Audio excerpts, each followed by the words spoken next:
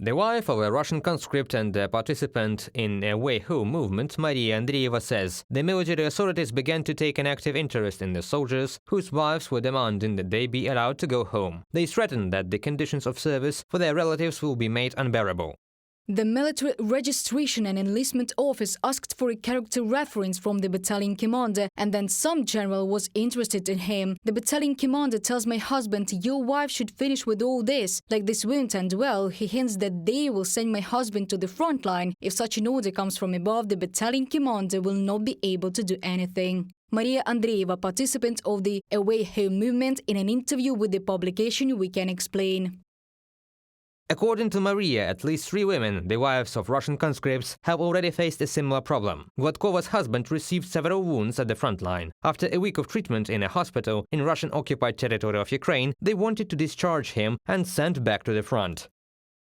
He has a herniated disc, thoracic deformity and a knee injury. It was with the difficulty that he got a referral for an MRI. It showed a meniscus tear. Now he's waiting for their decision, but they already said they would not send him to Russia for the operation. All the hospitals there are full. There are no places. So far, they have only anointed the knee with ointment.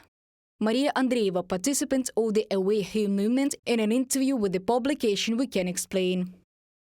In the Kaluga region, the wife of a conscript man asked a question about the rotation of military personnel during a live broadcast with the head of one of the districts of the region. However, instead of answering, her comment was deleted and she was blocked on the VKontakte social networking platform. Together with the relatives of mobilized citizens, we collected more than 1,000 signatures for an appeal to the governor of the Kaluga region. Consideration of the appeal was postponed for 30 days. Meanwhile, our men have been serving in military service for the 15th month. Diana Bondareva, wife of a conscript, quoted by Novaya Gazeta Europe publication. The wives of those mobilized began to receive threats that their husbands would be sent to the front line. And this is not surprising, experts say. After all, they had already been prohibited from holding any kind of protest. After attempts to create these rallies, a meeting was convened in the Kremlin with all the governors, where instructions were clearly given to nip all these protests in the bud. However, the security forces do not open administrative or criminal cases against the wives of conscripts. This is simply not beneficial for Putin during the election campaign, opposition politicians say.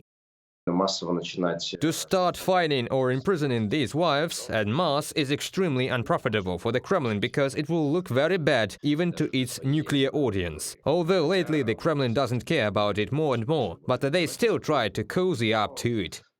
Let us remind you that it became known earlier that the wives of those mobilized Russians write about their problems en masse on websites where questions are collected for a direct line with Putin. It is scheduled for December 14th. Reported by Pavlo Shtelmach, Yulia Granovska, UATV News.